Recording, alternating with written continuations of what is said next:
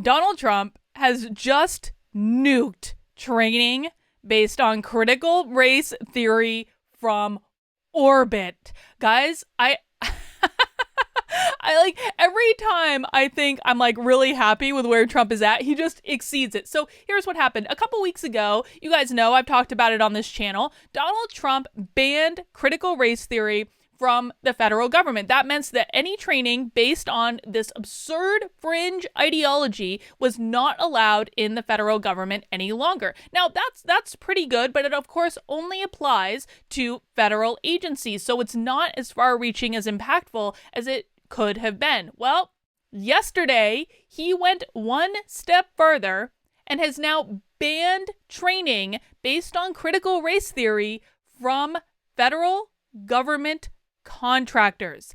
This is going to be incredibly impactful. Guys, like I have worked with businesses that their entire business was literally built on the backs of federal contractors. With this executive order, it has saved so many people who work for businesses that you would never, ever, ever expect. It has saved so many people from having to go through this training. This training harms individuals and it harms organizations. This is not the same as just general diversity training or racial sensitivity training like the media is going to make you believe. And we're going to talk about what that is because we are going to read this executive order, which defines exactly what this training is and what is no longer allowed if you want to do business with the federal government. I just could not be happier about this. I know that a lot of my,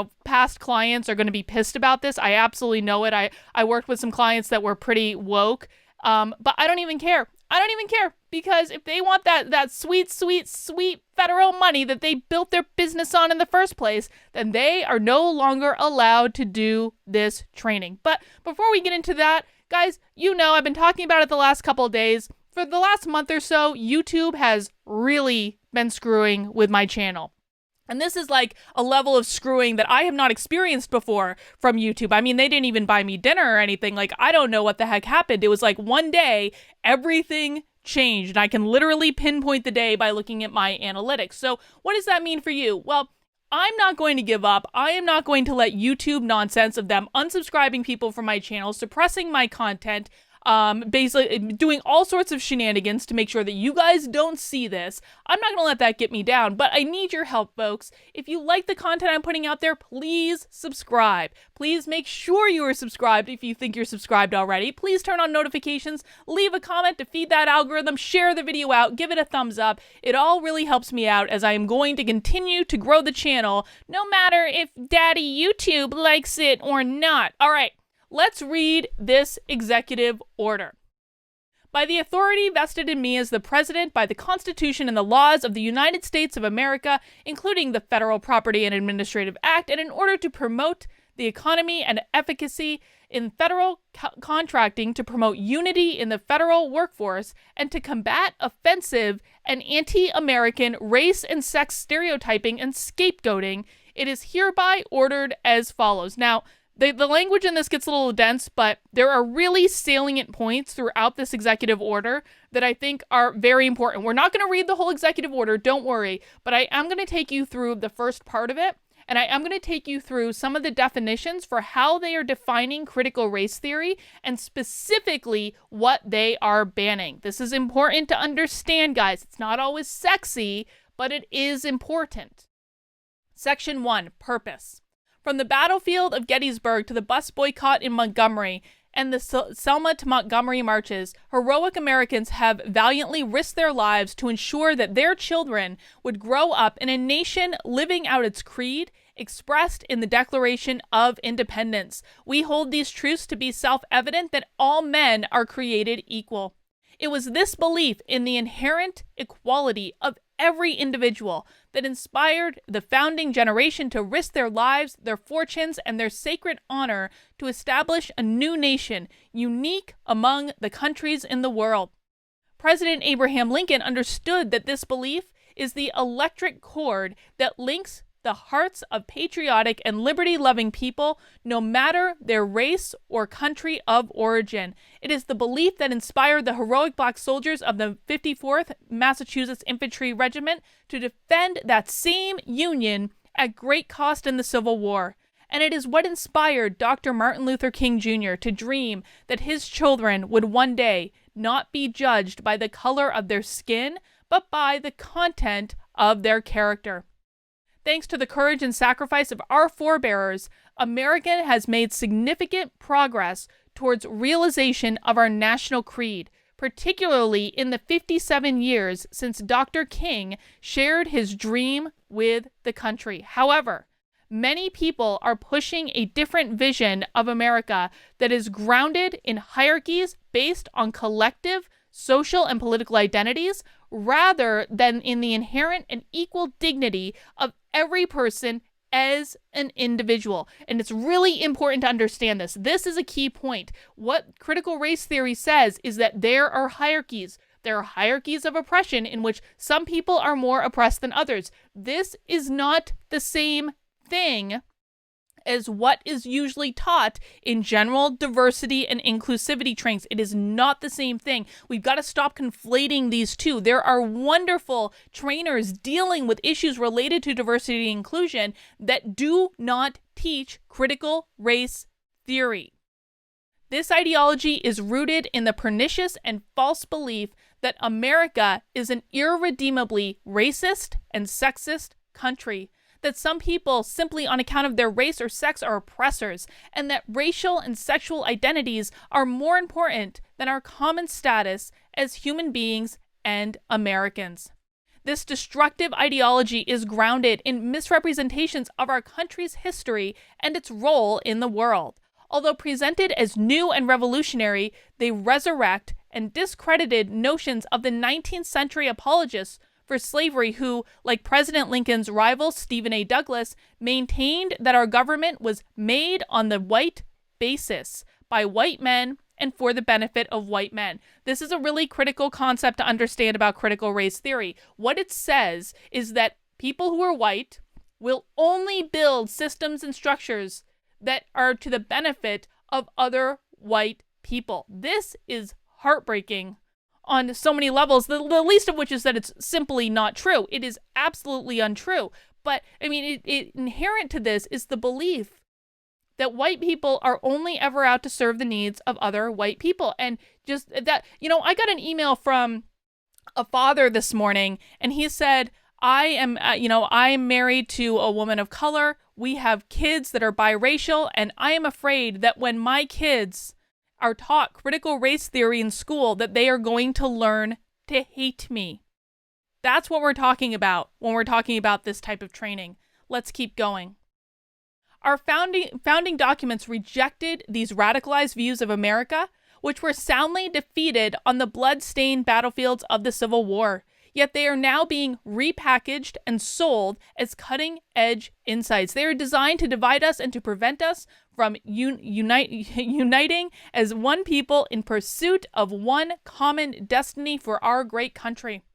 Unfortunately, this malign ideology is now migrating from the fringes of American society and threatens to infect core institutions in our country. Listen, guys, like a lot of you know, I'm an organizational psychologist in real life. I've had a practice since 2012. I have worked with businesses all over the world. Right now, I'm doing so much of this content stuff. I'm doing so much of this stuff on YouTube purely because this training has taken over my industry. It has taken over, and I refuse to do it. I have refused to buy into this. Could I, if I didn't have like this as a backup, could I have packaged something and sold it as anti-racist training? You bet your butt I could, man. I could have grifted on this every single day. I could have made a ton of money. I make more money in one day of corporate training than I do in a month on YouTube. I could have grifted this until, oh my God, and just kick back, relax, not even worry about it. But I refuse to do it because this training is dangerous to people. But it has taken over absolutely everything. And this is why executive orders like this are so critical, because it's going to refocus and balance things out when everything is so dependent on this absurd ideology that it dwarfs every other type of training. Training, by the way, that has much more evidence and actual data and results behind it than critical race theory has in the entire time it's existed. You need executive orders like this to balance things out. At the very least, it prevents this ideology from continuing to perpetuate in the places that the executive order impacts. Instructors and materials teaching that men and members of certain races, as well as our most venerable institutions, are inherently sexist and racist, are appearing in workplace diversity trainings across the country, even in components of the federal government and among federal contractors. For example, the Department of the Treasury held a seminar that promoted arguments that virtually all white people, regardless of how woke they are, contribute to racism, and that instructed small group leaders to encourage employees to avoid narratives that Americans should be more colorblind or let people's skills and personalities be what differentiates them. Training materials from Argonne National Laboratories, a federal entity, stated that racism is interwoven into every fabric of America and described statements like colorblindness and the meritocracy as actions of bias. Materials from Sandia National Laboratories, also a federal entity, for non-minority males stated that an emphasis on rationality over emotionality was a characteristic of white males and asked those present to acknowledge their privilege to each other. A Smithsonian Institution museum graphic recently claimed that concepts like objective, rational, linear thinking, hard work, and being the key to success and the nuclear family and the belief in a single God are not values that unite all Americans of all races, but are instead aspects and assumptions of whiteness. The museum also stated that facing your whiteness is hard and can result in guilt, sadness, confusion, defensiveness, or fear. That's white fragility in action right there. That is the basis of white fragility. All of this is contrary to the fundamental premises underpinning our republic, that all individuals are created equal and should be allowed equal opportunity under the law to pursue happiness and prosper based on individual merit. Executive departments and agencies, our uniformed services, federal contractors, and federal grant recipients should, of course, continue to foster environments devoid of hostility grounded in race, sex, and other federally protected characteristics. Training employees to create an inclusive workplace is appropriate and beneficial. I should have highlighted that one because that's actually a really, really fair point, because again, the media is running wild with this and saying Trump doesn't want people to be nice to people who look differently than them, and that's absolutely not true. Literally says it in the executive order. Training employees to create an inclusive workplace is appropriate and beneficial. The federal government is and must always be committed to the fair and equal treatment of individuals before the law. But training like that discussed above perpetuates racial stereotypes and divisions and can use subtle coercive pressure to ensure conformity of viewpoint. If you work in one of these places and they do these types of trainings and you refused, up until this executive order, if you refused to take part in this racist training, you very likely would have lost your job. That's just reality. If you refuse to take part in this, if you spoke out against it, if you question this ideology, you were at very real risk of losing your job. This is not an exaggeration. Such ideas may be fashionable in the academy, but they have no place in programs supported by federal tax dollars. Research also suggests that blame-focused diversity training reinforces biases and decreases opportunities for minorities. I know I say this in every single video I do about this subject, but there is zero evidence that this type of training in workplaces produces any results at all. In fact, the only evidence we have is that workplaces are better off doing nothing than training based on critical race theory. That is what the data says. Our federal civil service system is based on merit principles. These principles, codified in 5 USC to call for employees to receive fair and equitable treatment in all aspects of personnel management without regard to race or sex and with proper regard for their constitutional rights. Instructing federal employees that treating individuals on the basis of individual merit is racist or sexist directly undermines our merit system principles and impairs the efficacy of the federal service. Summarily, our uniformed services should not teach our heroic men and women in uniform the lie that the country for which they are willing to die is fundamentally racist. Such teachings could directly threaten the cohesion and effectiveness of our uniformed services. Such activities also promote division and inefficiency when carried out by federal contractors. The federal government has long prohibited federal contractors from engaging in race or sex discrimination and required contractors to take affirmative action to ensure that such discrimination does not occur. The participation of contractors, employees in training that promotes race or sex stereotyping or scapegoating summarily undermines the efficiency in federal contracting. Such requirements promote divisiveness in the workplace and distract from the pursuit of excellence and collaborative achievement in public administration. And here is the most important and beautiful, beautiful paragraph of them all. Therefore, it shall be the policy of the United States not to promote race or sex stereotyping or scapegoating in the federal workforce or in the uniformed services, and not to allow grant funds to be used for those purposes. In addition, federal contractors will not be permitted to inculcate such views in their employees. Guys, let's give Trump a slow clap. Slow clap for Trump. Yes, yes, yes. This is amazing. This is awesome. Like, I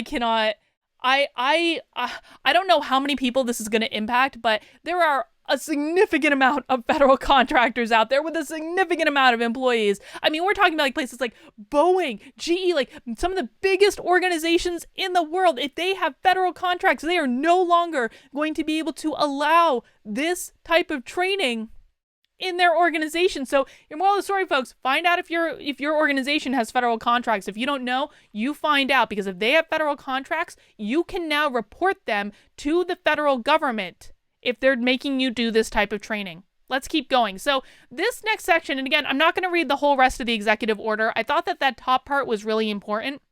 But this section is important too, because what they're doing is they're defining what critical race theory is. That is the entire point of this section. They're putting a definition to what critical race theory is. So let's see. Definitions. For the purpose of this order, the phrase divisive concepts means the concepts that one's race or sex is inherently superior to another race or sex. The United States is a fundamentally racist or sexist country. An individual, by virtue of his or her race, is inherently racist, sexist, or oppressive, whether consciously or unconsciously. An individual should be discriminated against or receive adverse treatment solely or partly because of his or her race or sex. Members of one race or sex cannot and should not attempt to treat others without respect to race or sex. An individual's moral character is necessarily determined by his or her race or sex. An individual, by virtue of his or her race or sex, bears responsibility for actions committed in the past by other members of the same race or sex. An individual should feel discomfort, guilt, anguish, or any other form of psychological distress on account of his or her race or sex. Meritocracy, or traits such as hard work ethic, or are racist or sexist, or were created by a particular race to oppress another race. The term divisive concepts also includes any other form of race or sex stereotyping or any other form of race or sex scapegoating.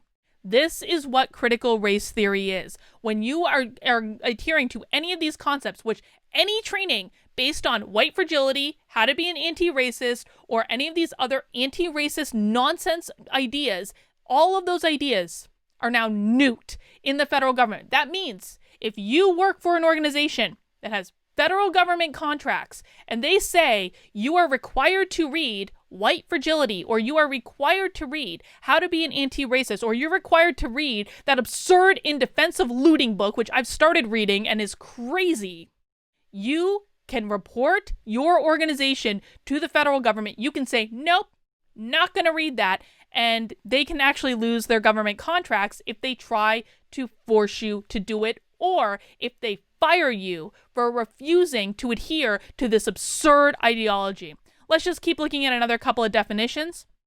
Race or sex stereotyping means ascribing character traits, values, moral and ethical codes, privilege, status, or belief to a race or sex or to an individual because of his or her race or sex. Race or sex scapegoating means assigning fault, blame, or bias to a race or sex or to members of a race or sex because of their race or sex. It summarily encompasses any claim that consciously or unconsciously, by virtue of his or her race or sex, members of any race are inherently racist or are inherently inclined to oppress others, or that members of a sex are inherently sexist or inclined to oppress others. All right, I just want to go through a couple more things. So the executive order specifically mentions the armed forces and says no member of the United States Uniformed Services will face any penalty or discrimination on account of his or her refusal to support, believe, endorse, embrace, confess, act upon, or otherwise assent to these concepts. I suspect this is also going to cover the service academies, places like West Point. West Point is actually teaching this nonsense now. They're teaching it in a required introductory course. I know that I'm pretty sure the Air Force Academy is as well. So I have to believe that this probably also covers the service academies. Requirements for federal government contractors. All government contracting agencies shall include in every government contract hereafter the following provisions. The contractor shall not use any workplace training that inculcates in its employees any form of race or sex stereotyping or any form of race or sex scapegoating. So federal contractors, if you're telling your employees to read White Fragility, you are now in defiance of this executive order.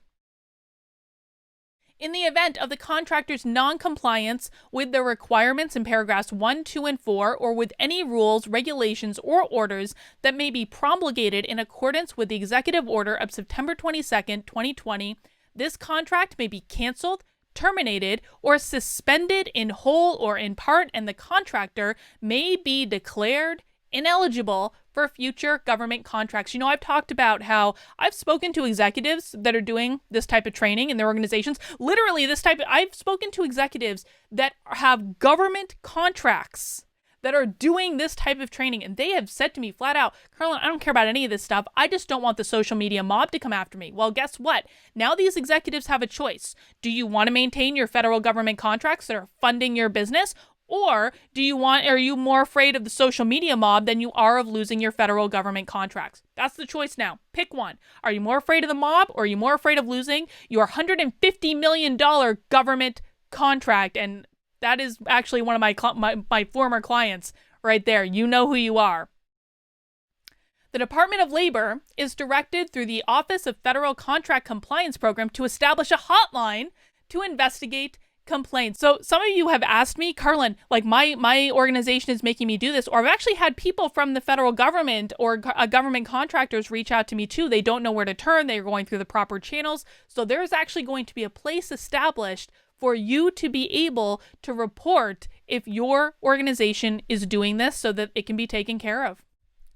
The heads of all agencies shall review their respective grant programs and identify programs for which the agency may, as a condition of receiving a grant, require the recipient to certify that it will not use federal funds to promote these concepts. So it does apply to federal grants as well. There's a whole bunch of other stuff. We're not going to go through all of that because really the point has been made. Guys, this is a big deal. This is a much bigger deal than when Trump banned it from just federal agencies. I suspect there are a lot of organizations that are, well, Not going to be so happy about this. So expect an absurd backlash. Honestly, we're probably going to see it. But I don't even care. I don't even care. Listen, some people have advanced the argument that Trump is not the best person to fight this battle.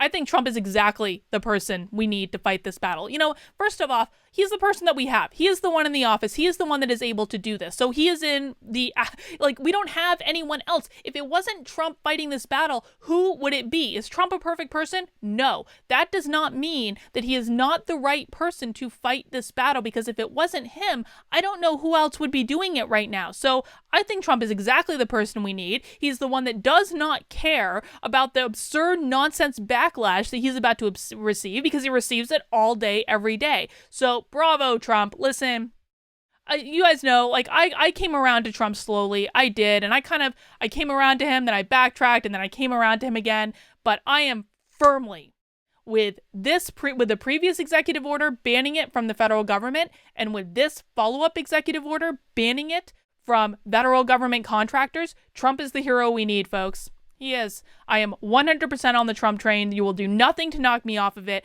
because in this case, this is my issue. Critical race theory in organizations and the harm that it causes to real people every single day, the harm that it causes to individuals, the harm that it causes to teams, the harm that it causes to families, especially families that have multiple races in them, is absolutely absurd. I'm a one-issue person for our purposes here. So that's all I got. This is a reason to celebrate. This is really good news. Okay, guys, that's all I've got for right now. I'll see you soon.